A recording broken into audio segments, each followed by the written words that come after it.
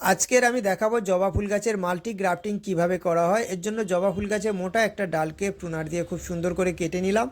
আর এই গ্রাফটিংটাকে বাঁধার জন্য একটা প্লাস্টিক রোল করে গুটিয়ে নিয়ে টেপের মতো করে কেটে নিয়েছি।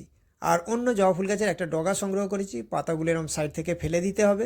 একটু পুরানো ডাল নিতে হবে, খুব কচি ডাল হলে কিন্তু গ্রাফটিংটা হবে না। চাইলে জবা ফুল গাছের ডালের মাঝের অংশ নিতে পারেন। এবারে এই ডালটাকে ব্লেড দিয়ে ভি শেপে খুব সুন্দর করে কেটে নিতে হবে। দেখুন এরকম সুন্দর করে মসৃণ করে কাটতে হবে ডালটাকে।